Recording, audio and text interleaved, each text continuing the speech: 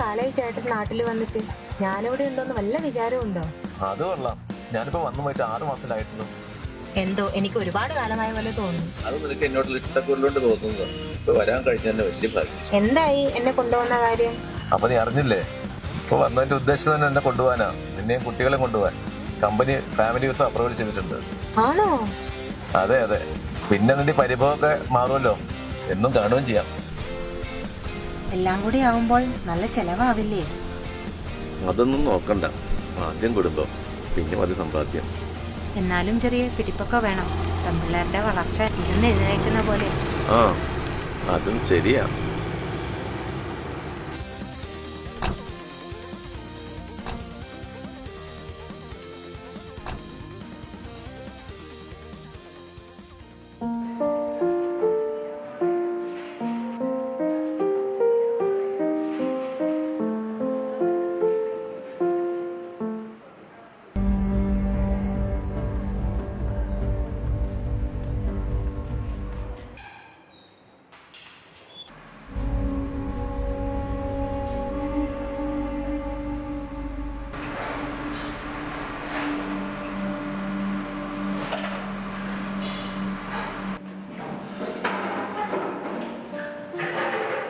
എന്താ കഴിക്കാൻ വേണ്ടേ?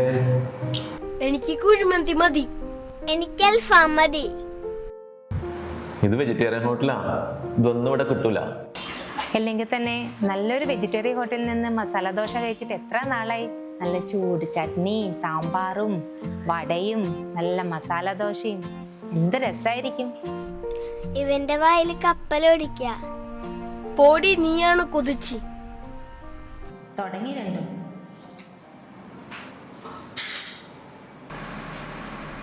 നീ ഇവിടെ വന്നിക്ക, അവിടെ ടേബിളിൽ ആളുകൾ വന്നിട്ടുണ്ട്. പോയി ഓർഡർ എടുക്കാൻ നോക്ക്.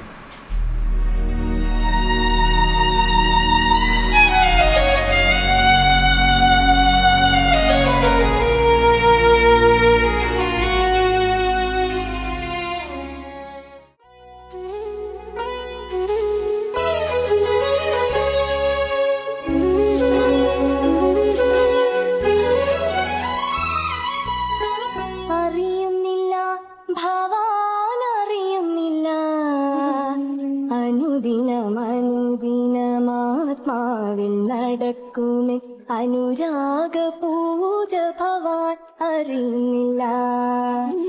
കേട്ടുമില്ല ഭവാൻ കേട്ടുമില്ല.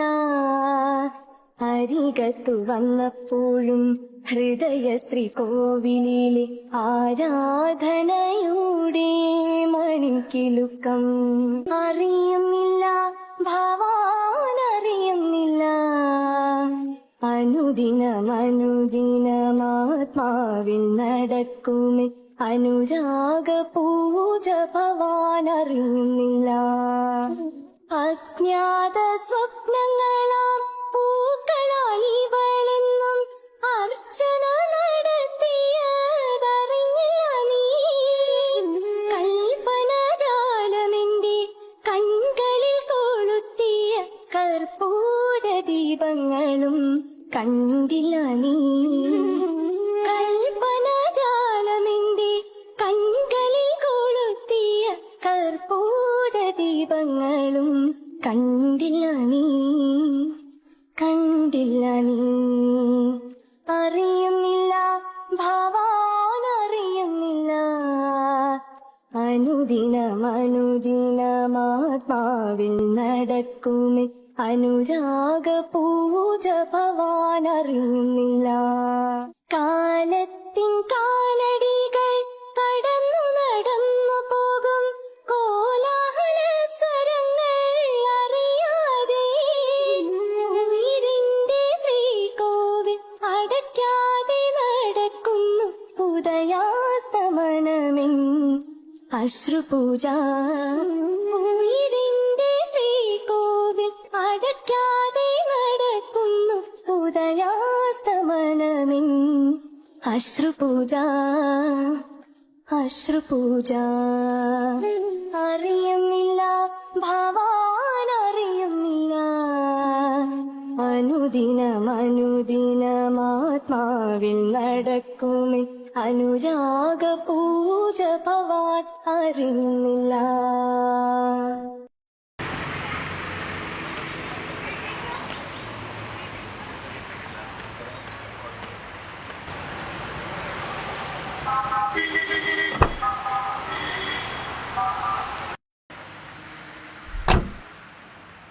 അയ്യോ, ഞാൻ ഫോൺ എടുക്കാൻ മറന്നു തോന്നണേ. ഞാൻ ഫോൺ എടുക്കാൻ മറന്നു കേട്ടോ, എടുത്തിട്ട് വരാം.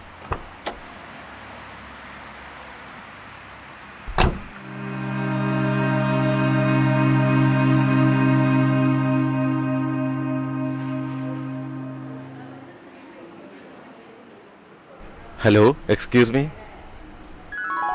ശ്രീപ്രിയ അല്ലേ? 98 ബാച്ച് എച്ച് എം സ്കൂളിലുണ്ടായിരുന്നേ. ക്ഷമിക്കണം, ഞാൻ ശ്രീപ്രിയ അല്ല, എൻ്റെ പേര് രാധിക എന്നാണ്. ഞാൻ വിചാരിച്ചു എൻ്റെ കൂടെ എസ് എൻ സ്കൂളിൽ പഠിച്ച ശ്രീപ്രിയാണെന്ന്. സോറി ട്ടോ.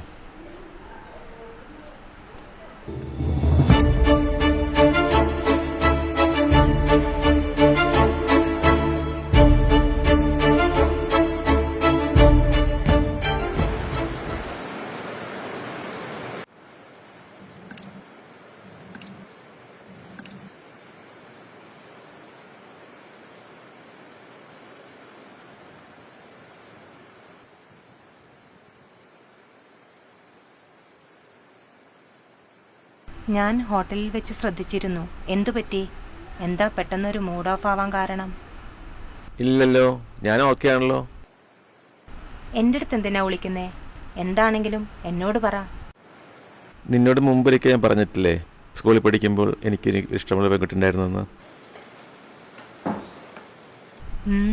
അതിനെ? ആ കുട്ടിയാണ് ഇന്ന് നമുക്ക് ടേബിളിൽ ഫുഡ് വിളമ്പിയത്. ആര്? ശ്രീപ്രിയോ? നല്ലവണ്ണം മുടിയുള്ള, വാലിട്ട് കണ്ണെഴുതിയ, വെളുത്ത സുന്ദരിയായ, സ്കൂളിൽ എല്ലാവരും പ്രണയിച്ചിരുന്ന ആ സുന്ദരിക്കുട്ടിയോ? ഷോ, ഞാനാണെങ്കിൽ ശ്രദ്ധിച്ചുമില്ല. നമുക്കൊന്നും കൂടെ പോയാലോ?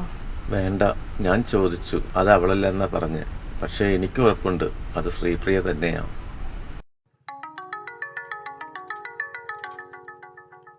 ഹലോ, നിനക്ക് തെറ്റിയതായിരിക്കും.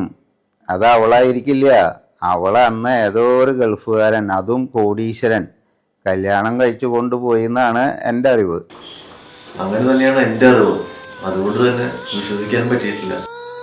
ഇനി സത്യം എന്താണെന്ന് അറിയാതെ ഒരു സമാധാനം ഉണ്ടാവില്ല.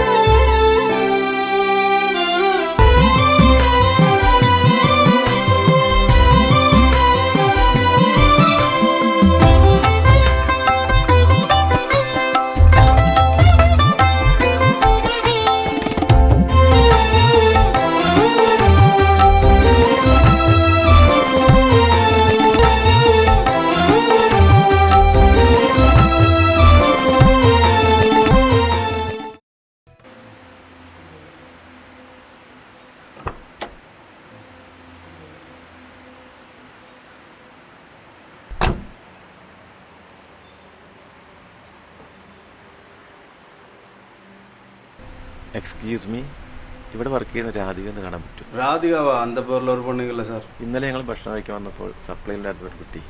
அது ராதிகல, அவரோட பேர் ஸ்ரீபிரியா தான் சார். அவருக்கு அம்மா உடம்பு சரியில்லைன்னு சொன்னால் காலையில் கிளம்பியாச்சு. അവരുടെ ഫോൺ നമ്പറെങ്കിലും കിട്ടുമോ? ശരി. നൊച്ചുമുക്കിന്ന് വലത്തോട്ട് തിരിഞ്ഞ ടാറിട്ട റോഡ് അവസാനിക്കുന്നിടത്ത് മണ്ണിട്ട റോഡിൽ ഒരു ഓടിട്ട വീടുണ്ട്. അവിടെ അവളുടെ ചേട്ടനോ അനിയനോ ആണോ താമസം? അവിടെ ചോദിച്ച വിവരം അറിയാം.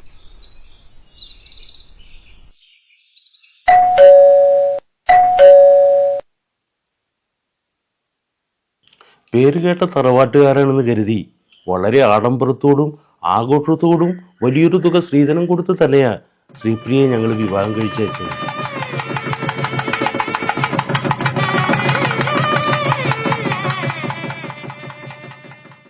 പക്ഷേ ഞങ്ങൾക്ക് തെറ്റുപറ്റിയെന്ന് മനസ്സിലാക്കാൻ കല്യാണം കഴിഞ്ഞ് ഒരു ദിവസം പോലും വേണ്ടി വന്നില്ല. വർഷങ്ങളോളം അയാളുടെ ചികിത്സക്കായി എടുത്ത കടങ്ങളും ബാധ്യതകളും അവൾക്ക് താങ്ങാവുന്നതിലേറെയായിരുന്നു. ഞങ്ങൾ ആവും വിധം സഹായിച്ചു. പക്ഷേ ഞങ്ങളെ ബുദ്ധിമുട്ടില്ലെന്ന് കരുതി കാണും. ഇപ്പോൾ വാടകയ്ക്ക് എവിടെയോ താമസിക്കണേ. ഞാൻ അന്വേഷിച്ച് വിവരം അറിയിക്കാം.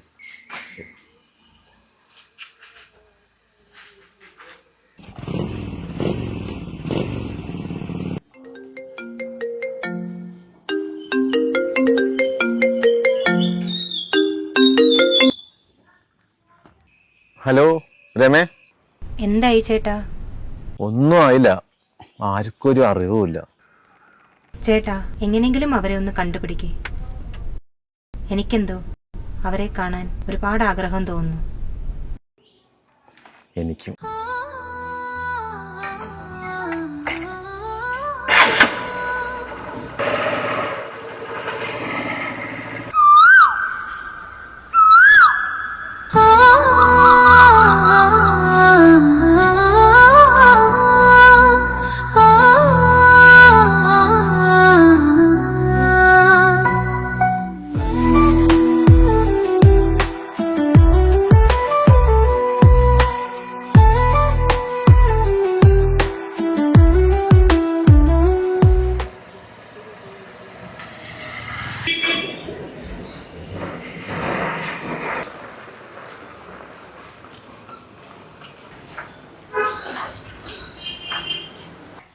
എന്തൊക്കെയുണ്ട് വിശേഷങ്ങള്? കുട്ടികളൊക്കെ സുഖമായിട്ടിരിക്കണോ? അവളെപ്പോലൊരു പെണ്ണ് ഭൂമിയിൽ ജനിച്ചിട്ടുണ്ടാവില്ല, ഇനി അങ്ങോട്ട് ജനിക്കുകയുമില്ല. അത്രയ്ക്ക് നല്ലവളായിരുന്നു തനി തങ്കം, അഭിമാനി. 2-3 കൊല്ലം കിടന്ന കിടപ്പ് കിടന്ന അവനെ അവൾ ഒറ്റയ്ക്കാ നോക്കിയത്, 2 പിഞ്ചു കുഞ്ഞുങ്ങളെയും വെച്ച്. അവസാനം അയാൾ മരിച്ച പെരുവഴിയിലായപ്പോൾ ആ ഭർത്താവിൻ്റെ വീട്ടുകാർ തിരിഞ്ഞു പോലും നോക്കിയില്ല. സ്വന്തം വീട്ടുകാരെ ബുദ്ധിമുട്ടിക്കണ്ടെന്ന് അവളും വിചാരിച്ചു കാണും. എന്തെങ്കിലും വിവരം കിട്ടിയാൽ ഞാൻ അറിയിക്കാം സതീഷേ.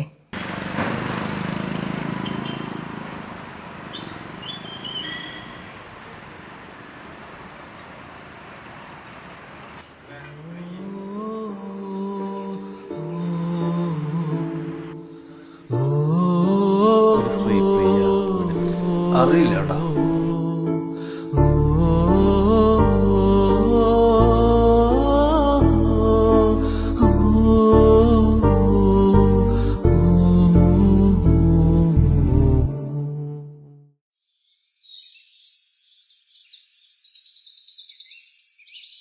എടാ, സംഭവം കിട്ടിട്ടാ. ഞാൻ നമ്മുടെ വാട്സപ്പ് ഗ്രൂപ്പിൽ ഇട്ടിട്ടായിരുന്നു. ആ മുരളിയാ പറഞ്ഞേ.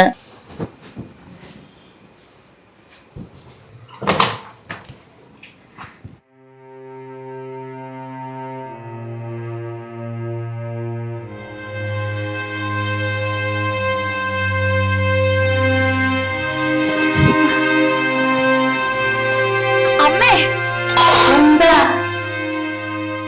അത് അവനുള്ള മുതലല്ലേ, അത് അവനെടുത്തിട്ടുണ്ടാവും.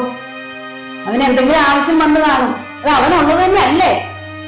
അവനത് എടുത്ത് എവിടെയെങ്കിലും വെച്ചിട്ടുണ്ടാവും, അല്ലെങ്കിൽ എന്തെങ്കിലും കൈകാര്യം ചെയ്തിട്ടുണ്ടാവും. ഇതപ്പൊ നല്ല കൂത്ത്. ഇതുപോലെ എല്ലാവരും ഇഷ്ടം പോലെ സ്വത്തുമായിട്ടാ വരുന്നത്. ഇപ്പൊ കണ്ടില്ലേ ഞാൻ എന്തുമാത്രം മുതലായിട്ട് വന്നതാണെന്നറിയോ? ഇപ്പൊ എന്താ ഉള്ളേ? ഇതൊക്കെ എല്ലായിടത്തും പതിവാ. വെറുതെ ഓടിയിടാണ്ട് വല്ലയിടത്തും പോയിരിക്കും ഉണ്ടാണ്ട്. ഒരു പെണ്ണിന്റെ ജീവിതത്തിൽ ഏറ്റവും മഹത്തായ പദവി എന്നത് ഒരു ഭാര്യയായിരിക്കുക എന്നുള്ളതാണ്. അതുകൊണ്ട് തന്നെ എന്റെ പൂർണ്ണ മനസ്സോടും ഹൃദയത്തോടും കൂടി ചേർന്നാണ് ഞാൻ അദ്ദേഹത്തെ എന്റെ ജീവിതത്തിലേക്ക് സ്വീകരിച്ചത്. പക്ഷെ അതിനുശേഷം എനിക്കെന്റെ ജീവിതത്തിൽ അനുഭവിക്കേണ്ടി വന്നത് ഒരു സ്ത്രീക്കും സഹിക്കാൻ പറ്റാത്ത കാര്യങ്ങളാണ്. എനിക്ക് നിന്നെ ഇഷ്ടമല്ലായിരുന്നു. എനിക്കിഷ്ടം വേറൊരു പെൺകുട്ടിയായിരുന്നു. എന്റെ കടം തീർക്കാൻ വേണ്ടി മാത്രമാണ് ഞാൻ നിന്നെ കല്യാണം കഴിച്ചത്. നീ ഇപ്പൊ പോയാലും എനിക്കൊന്നുമില്ല. ആക്സിഡന്റ് ആയിരുന്നു. 5 വർഷമായി കിടപ്പിലായിരുന്നു. ഒരു പരാതിയോ പരിഭവമോ ഇല്ലാതെ അവസാന നിമിഷം വരെ ഞാൻ അദ്ദേഹത്തെ ഒരു ഉത്തമ ഭാര്യയായി പരിചരിച്ചു.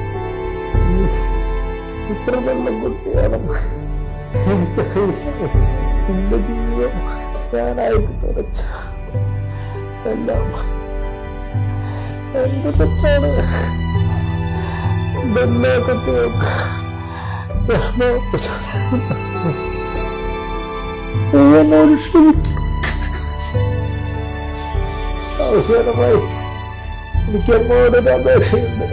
അമ്മ ശ്രീപ്രിയയെ വേദനിപ്പിക്കരുത്. സ്വന്തം മകളായിട്ട്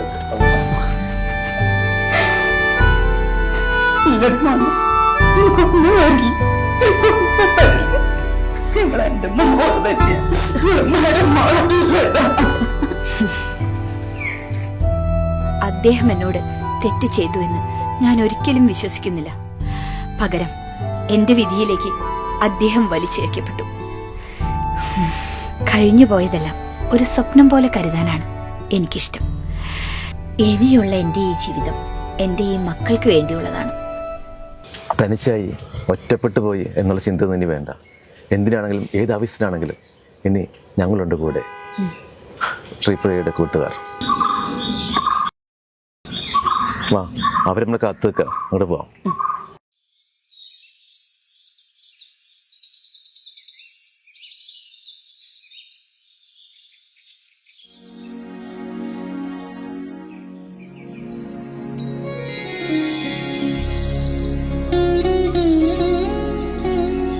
പണ്ട് ചേട്ടൻ ഒരുപാട് പറഞ്ഞ് അസൂയപ്പെടുത്തിയിട്ടുണ്ട്. ശ്രീപ്രിയയുടെ നൃത്തത്തെക്കുറിച്ച്, പാട്ടിനെക്കുറിച്ച്, കണ്ണിനെക്കുറിച്ച്. ഇപ്പോഴാണ് ശരിക്കും ഒന്ന് കാണാൻ പറ്റിയത്. ഇത് ഞങ്ങളുടെ ഒരു സ്നേഹ സമ്മാനം. ഇനി ശ്രീപ്രിയയ്ക്ക് ആരെയും ആശ്രയിക്കാതെ സ്വന്തം കാലിൽ നിൽക്കാനുള്ള ഒരു സമ്മാനം ഞങ്ങൾ തരുന്നുണ്ട്.